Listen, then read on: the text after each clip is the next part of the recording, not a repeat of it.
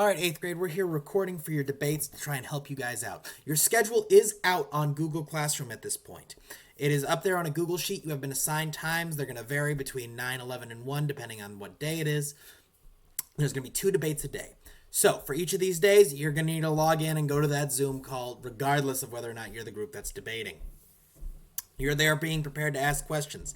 This is me just giving you another rundown through what's going through. So in your opening statement, this is like you presenting your thesis. And in an essay, this would be your opening paragraph. You want to give a big overview of your idea, your main idea. So for one group, it's should cloning be allowed? One side very clearly should say in their opening statement that yes, cloning should be allowed.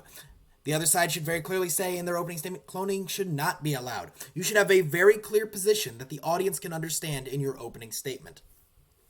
You then want to introduce a few points that you're going to talk about in more detail that are your main ideas. These are your body paragraphs if you were thinking about it like an essay.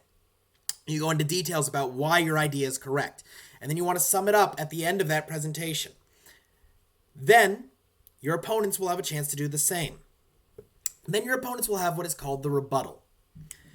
The rebuttal is where they will have been they listen to what you said in your opening statement and they want to poke holes in your argument. They want to say, I don't believe that, and here's why I think this argument doesn't hold water, or here's why this source is unreliable, or here's why your pathos is bad, or here's why your logos is bad. You want to go through and you want to try and dismantle the other side's argument.